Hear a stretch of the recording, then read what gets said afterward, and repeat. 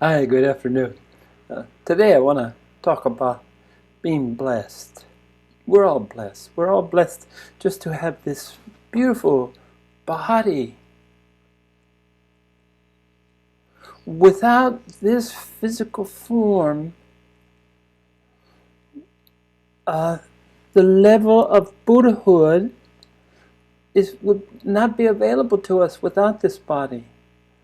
There's achievements that you can make, if I want to use the word achievements, not an achievement, but there's levels of being that you can experience because you're in this physical body. The time will come when we no longer need it, but it's needed to get the initial impetus, the initial platform to remember the forgotten, to discard your ego, to learn how to use the mind for the fine tool it is. We're blessed by sunshine. We're blessed by the ocean. We're just blessed by the people around us. We're blessed by our problems. We're blessed by things that bring unhappiness. We're blessed by tragedies. They're all a blessing because they contribute to the growth necessary to experience the flowering of this expression, which is awakening to the unity of being. We all are part and parcel of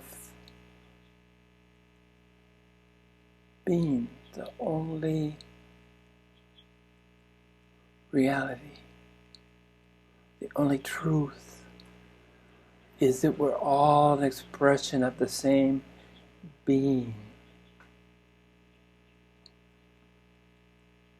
And we're given the opportunity to become reacquainted, to reawaken, to become reaware of what we came into this body knowing.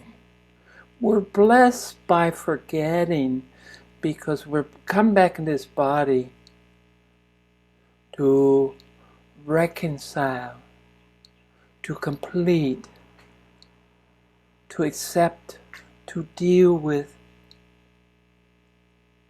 the accumulation of past deeds, be they good deeds or bad deeds, matters not, because it's all karma.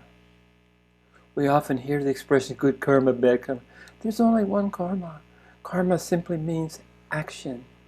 And for every action, there is a reaction.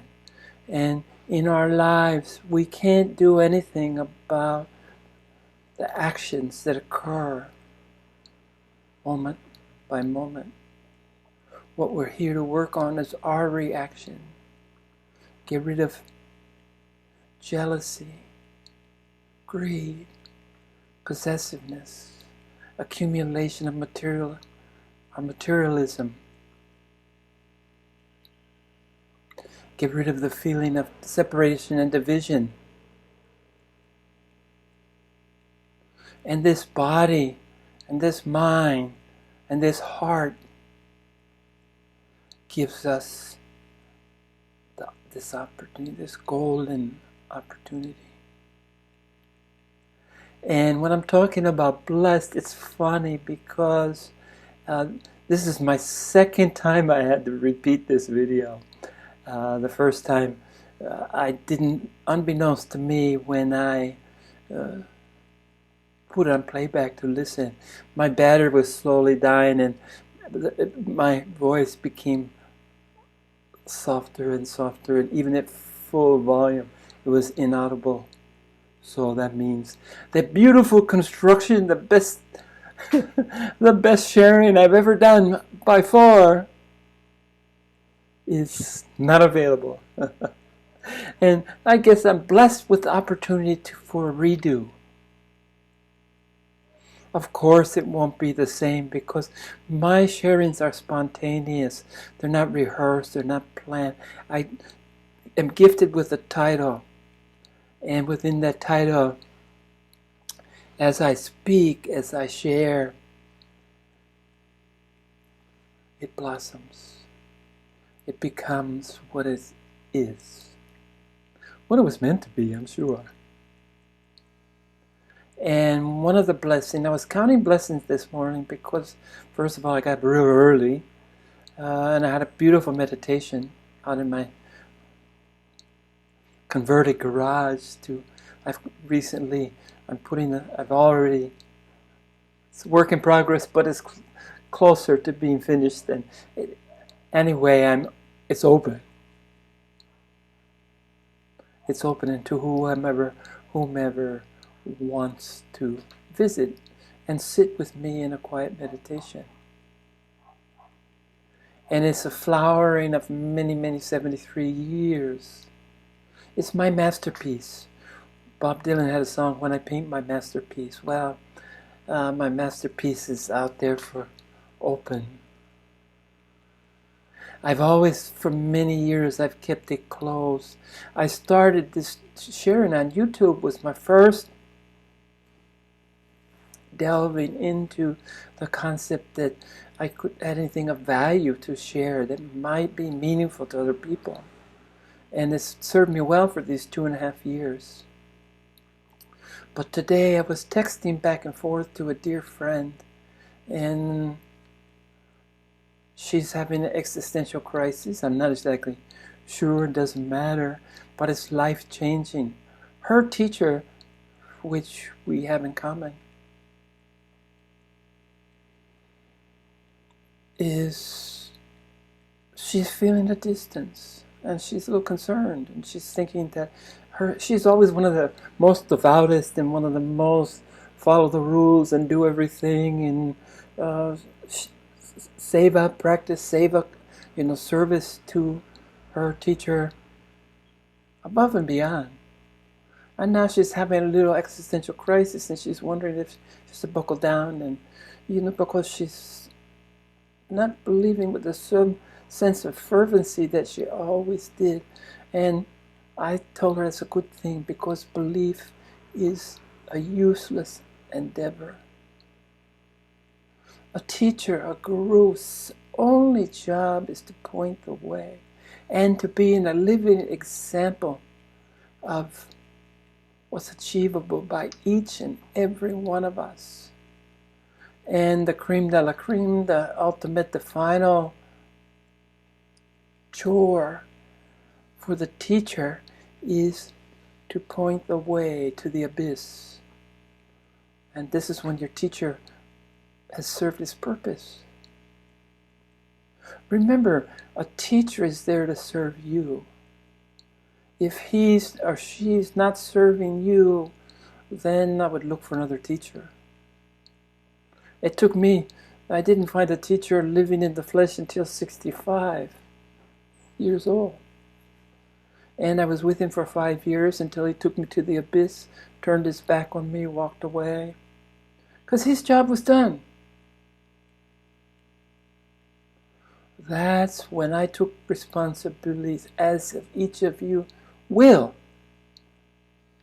eventually do, for your own flowering, your own remembering the forgotten.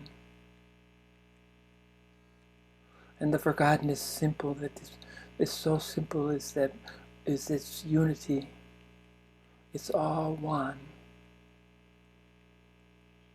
But the guru, the teacher's purpose is over. That's why he turns his back on you. He's got others to help. Trust me, his work is never done. And he prizes the few brave souls that can get to the point of even understanding that your progress is not based on any belief in his superhumanness, his Buddhahood, or any other element of him, other than as a role example. So someone who shows you how to be a living, breathing realized, awakened being. To snap out of your slumber. And as I was sharing with her, people have this misconception that awakening is some kind of la la la la la, happy, happy sunshine Beatles song or something. And it was quite the opposite for me. Yeah, it was a funeral, mourning, the death of the ego, the fear of the unknown, the fear of dying. The ego dying is the key to understanding that fears are baseless. The biggest fear most people have is dying. And perhaps, unfortunately, the second biggest fear is what people think of you. And I laugh because it is so unimportant what people think of you. It absolutely has no importance other than any that you might give it. So on this process of coming to the abyss, it's a kind of accumulation of killing off the ego, learning not to listen to your mind for any kind of guidance or any kind of reference or listen to your mind for anything. As if it could tell you anything. It's a tool. It has a use, just as my iMac, this computer, this photo booth that I'm staring into is a tool. So too is the mind. But it's an obstacle to freedom from fear. To recognize the death of the ego allows the birth of your inalienable, inherited right to Buddhahood, to rebirth, renewal, rediscovery, refocus. Welcome to real. Welcome to reality. And the gift of the death, you have to mourn it, and it's a struggle. And anyone, again, that said La La Land, I was talking about La La Land, for me it was anything but. It was disquieting, to put it mildly. It wasn't an easy process. Waking up is not for wimps.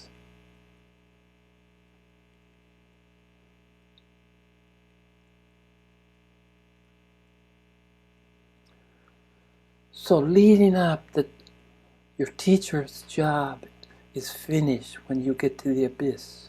He does say, I remember mine saying jump, but it's in my imagination, because one of the most beautiful things about my teacher is he didn't speak a word of English, and I don't speak a word of his native tongue, Chinese. So anything he had to say, I don't even know how to say jump in Chinese, It was pretty apparent. He showed me the abyss. He showed me the cliff, seemingly bottomless cliff. Dared me to go to the edge, and then ordered me to jump, or suggested I jump, or whatever, and turn around, leaving me forever. Now the respect and the love will always remain, but any dependence, any recognition, any acceptance from the teacher is no longer important. When you awaken, you don't need validation. You don't need someone. You don't wait till someone says you're awake, you're a Buddha. You will know. If you have a question, keep trying. If you need validation, you're getting close, maybe. But you know, sometimes an inch might as well be a mile. An inch is a mile until an inch becomes a milestone. So I remember experiencing the death of the ego. And that released me from fear. And then with fear, with the banishment of fear came trust. Trust in the unknown. I leaped into the abyss, only to land on a cold, dirty sidewalk as an infant, a baby Buddha, a helpless, lonely, forsaken, forgotten, or so it seemed to me. Not a cheery welcoming into the kingdom of the infinite. Quite the contrary. And what I've mentioned before, but it bears, since we're on this kind of sharing. Fortunately, you age like dog years. Every year that you spend as an infant, 1 year later in human years, you're 8 years old. So it doesn't take, and somehow, even though you feel helpless, you're nurtured and all your needs are met. And you begin to mature into your Buddhahood.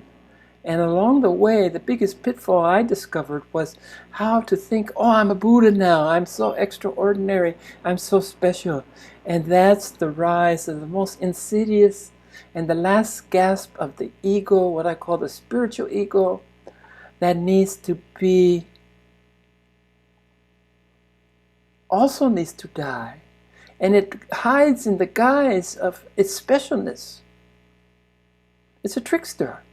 And this is its ultimate trick to make you think that you're better, you're different, you're above, you've done something. And I remember thinking this quite honestly. I could look around and say, I made it. And I knew I made it. And I look around, I didn't see many others that had made it. But whose business is it of mine, and who am I to say who made it and who didn't make it? But anyway, the specialness, and I wrestled with that for the first couple of years until I was in Buddha years, about 16.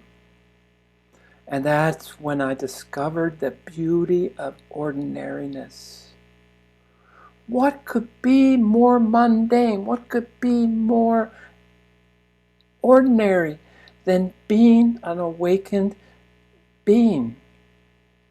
Than waking up? Than being a Buddha? Simply because all of us are Buddhas in different stages of awakeness or deeper sleep. Some are in a very deep sleep. But the beauty of this system is that there's no rushing, there's nowhere to go, there's nothing to accomplish. It will come in due time. All of us will have this experience.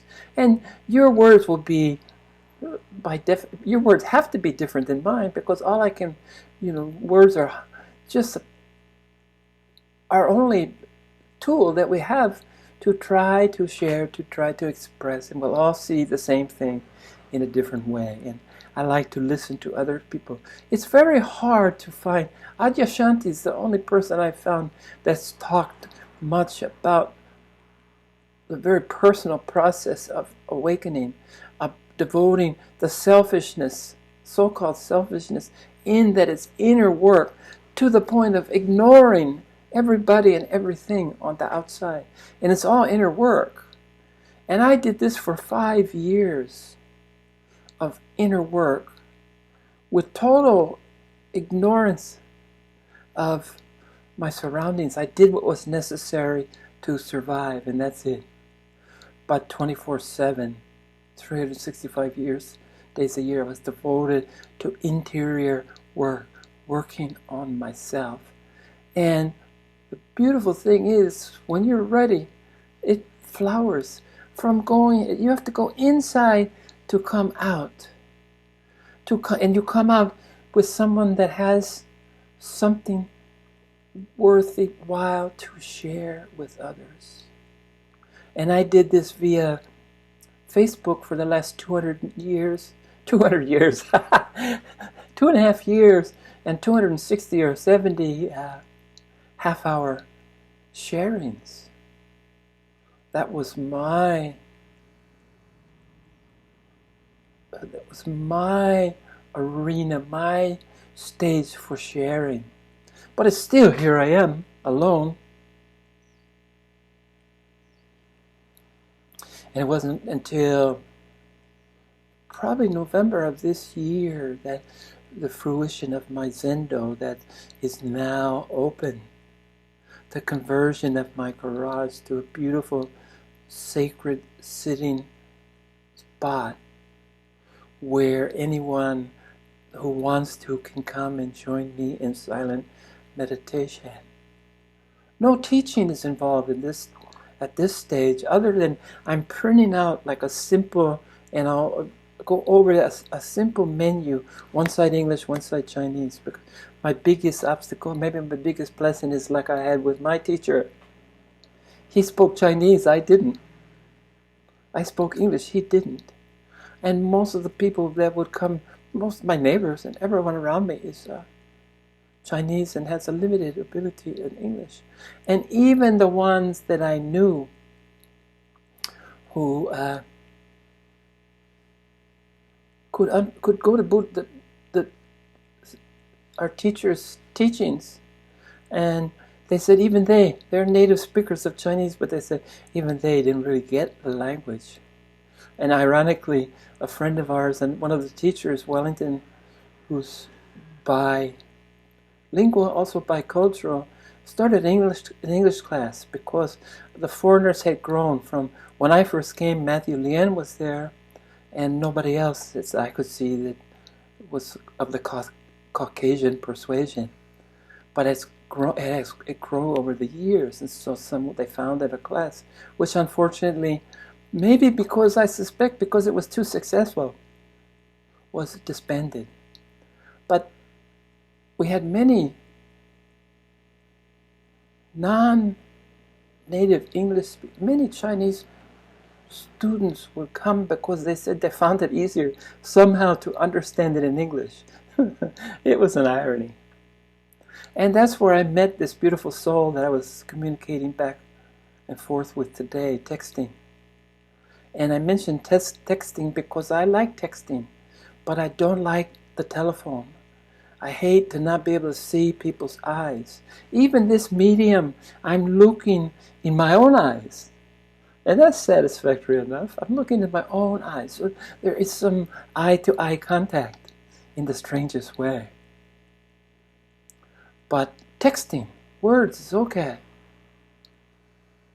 And my time spent with her today led directly to this talk on blessing, on being blessed. All of us. And me, I'm really feeling blessed today. I have a beautiful wife that loves me and supports what I'm doing. She was able to let me withdraw for 5 years and not really be there. But she understood and she trusted. That was the big word. She trusted me that what I was doing was necessary, and that the metamorphosis, the change, that I would come across the other side as what I was meant to be. And along the way, I was gifted with my greatest gift, and it was kind of surreptitious, that we just kind of snuck in, and that's equanimity. And equanimity means nothing more than keeping the same state of mind no matter the circumstances, be they good, be they bad, be they joyous, be they sorrowful.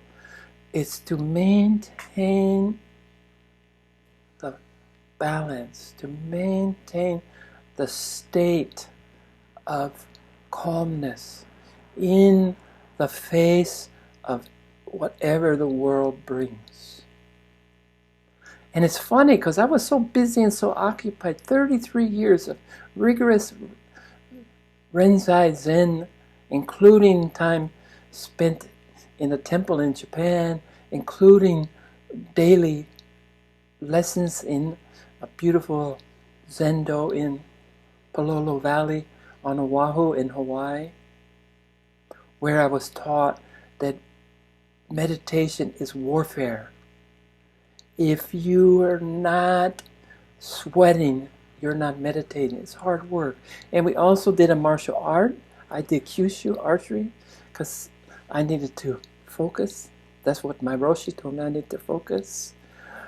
We practiced the tea ceremony. We practiced flower arranging. It's the true Bushido code, the path of the samurai. The Bushido, the martial arts, the meditation, and the Cha Dao, tea ceremony, and flower arranging. So it was to develop this whole being. And 33 years, perfect back posture was so important, and the idea that it was work and that you had to work at it. And the promised land for me, as with my limited understanding, my huge misunderstanding, was that the rewards for silencing your mind, conquering your mind, defeating your mind, shutting your mind down, was clarity. And 33 years of the most rigorous work that I'm capable of, I've worked harder at that than I have ever worked at anything, only to arrive with the conclusion of failure. The monkey mind, the chatter, was always there. But I started to see that we had two minds. We had a mind that was just nonsense and that we just had to learn to ignore, or at least start to be entertained and then ignore. And then we had a mind that was a tool, one of our few tools. And it came to me then that conquering the mind, defeating the mind, shutting the mind, silencing the mind would result in mindlessness. And I thought, well, what about mindful, a full mind instead of less of a mind? Shouldn't I be cultivating a full mind? And in that cultivation, shouldn't I find the gift? Shouldn't I find the use for this mind? And indeed I did. Our mind, my mind, needed jobs. Give it work. And the work I gave it, because I'm a scholar and because I'm methodical and somewhat, at times I've been accused of being logically illogical. Rational thought, which is so irrational that it's just mind-boggling. Most things, when you go deep into them, they're the opposite of what people suppose they are. And so too for me was clarity. But my mind wants to voraciously be exposed to the information that we're bombarded with and quickly separate something with value, I would call information.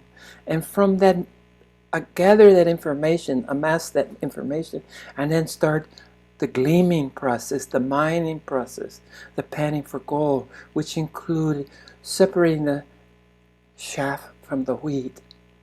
So information is the chaff enclosing the wheat kernel. And you take that off, and you have knowledge.